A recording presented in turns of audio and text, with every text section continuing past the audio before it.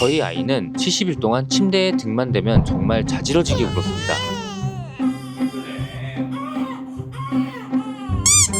심지어 낮에는 아기띠와 청소기가 필수였습니다. 결국 저희는 일주일간 수면 교육을 해보기로 했는데요. 과연 얼마나 달라졌을까요? 연수 자야 될 시간이에요. 자고 또 봐요.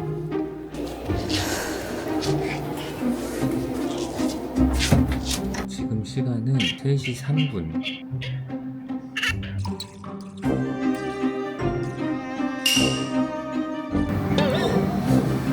잠들었습니다.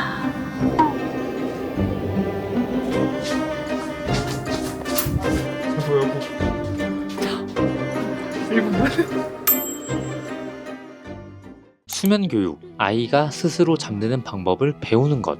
네, 저희 부부는 사실 수면 교육을 굉장히 부정적으로 생각했습니다. 우는 아이를 그냥 내버려 둔다는 게 과연 올바른 육아인가라는 생각이었습니다. 둘 다 육아휴직 중이고 힘들더라도 서로 교대하면서 천천히 재우면 된다라고만 생각했습니다. 그런데 저희 딸이 6kg를 넘어가면서 생각이 조금씩 달라졌습니다. 저희 아이는 하루에 총 7번 수유를 해야 했고 밤수를 제외한 6번의 수유 때마다 짧게는 30분, 길게는 1시간 30분까지 안아서 달래 재워야 됐습니다. 침대에 내려놓을 때 깨는 건 기본이고 결국 엄마 품에서 잠드는 경우가 훨씬 많았습니다. 그런 아이가 6kg를 넘어가니까 남자인 저도 정말 힘들기 시작하더라고요. 몸도 힘들었지만 더 힘들었던 건 따로 있었습니다. 바로 도대체 왜 우는지 모를 때, 배가 고픈 건가? 졸린 건가? 아이가 원하는 것을 못 맞춰주고 있다는 생각이 계속 들면서 정신적인 스트레스가 상당히 크더라고요. 그러다 보니 서로의 육아 방식 때문에 다투는 일도 잦아졌습니다. 그러던 어느 날 아이를 재우다가 너무 지쳐서 우는 아이를 침대에 눕혀놓고 10분만 빨리 밥 먹자라는 생각으로 저녁을 먹었습니다. 그런데 5분 정도가 지났을까요?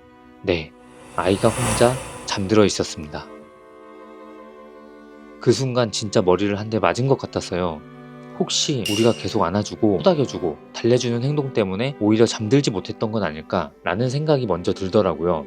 그래서 그날부터 저희는 수면 교육을 공부했습니다. 유튜브나 인스타, 커뮤니티 등 근거가 부족한 이야기보다는 책을 통해서 공부했습니다. 먼저 제일 궁금했던 건 하나였습니다. 수면 교육이 정말 아이의 정서적, 신체적 건강에 괜찮을까? 그런데 찾아보니까 수면 교육이 아이의 애착이나 정서 발달을 망친다는 의학적 근거가 전혀 없더라고요. 조금은 안심하고 시작했습니다. 훈련 방법. 옆집에 피해를 줄 수도 있기 때문에 조그마한 선물과 함께 양해를 부탁드렸습니다. 아니 전혀 애기 울음소리 안 나요. 수행교육 한다고. 자, 다시 본론으로 돌아와서 수면교육을 공부하면서 느꼈던 핵심은 우리 아이의 졸음 신호를 정확하게 파악하는 것이었습니다. 하품을 한다거나 눈을 비빈다거나 짜증을 내는 등 아이마다 졸릴 때 보내는 신호가 따로 있더라고요. 한 3일 정도 관찰하다 보니 저희 딸은 하품을 한두 번 할 때쯤이 가장 졸린 순간이란 걸 알게 됐습니다. 그때 눕히면 정말 기가 막히게 잠들더라고요.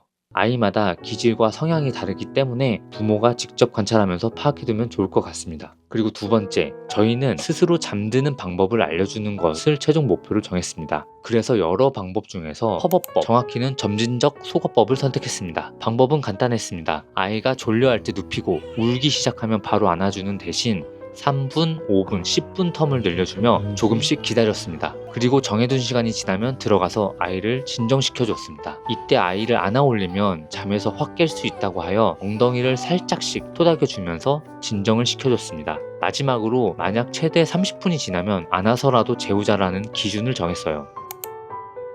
나오자마자 좀 울고 있어요. 지금부터 5분 뒤에 좀 가독해 보겠습니다.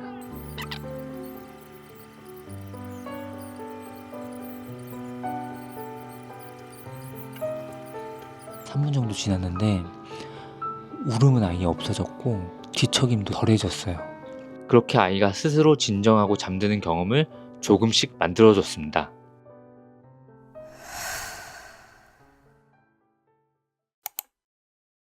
자, 연수가 그새 하품을 2번 하고 지금 약간 졸린. 졸려. 어. 빨리.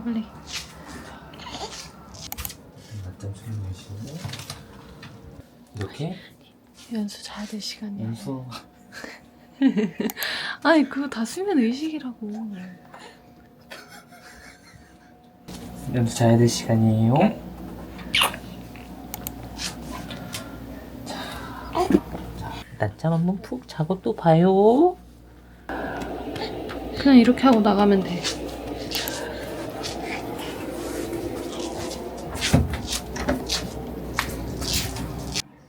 지금 시간은 3시 3분.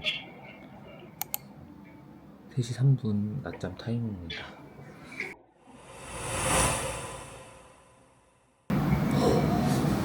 잠들었습니다.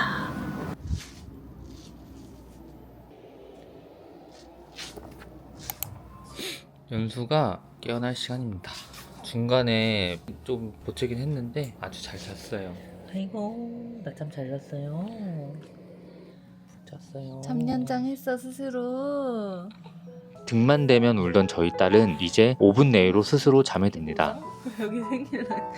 그래서인지 수면 시간도 조금씩 안정됐고 잠을 잘 자니 수유량도 기존 하루 700ml 정도에서 어느 순간 900ml까지 늘었습니다. 물론 이게 수면 교육 때문이라고 단정할 수는 없지만 저희 가치관도 변하게 된 것 같습니다. 저희는 아이를 사랑하니까 울면 안아주고 잠들지 못하면 끝까지 안아서 재워주는 게 당연하다고 생각했습니다. 그런데 지금 생각해보면 아이를 사랑한다는 마음으로 오히려 아이가 스스로 해낼 수 있는 것까지 부모가 대신해주고 있던 건 아닐까라는 생각이 듭니다. 주변 육아 선배들이 아이를 너무 애쓰면서 키우지 마라, 조금은 덤덤하게 키워라 라고 하는 말이 이해가 되는 순간이었습니다. 그러니까 너무 운다고 발만 안아주고 그러면 안 돼. 손 타가지고 힘들어요 엄마가. 사랑하지 말라는 게 아니라 사랑하되 모든 걸 대신해주지 않는 것, 저희는 지금 그걸 조금씩 배우고 있는 것 같습니다. 안녕하세요. 자, 연수 어린이 수면 교육에 성공하셨다고 했는데 맞으신가요?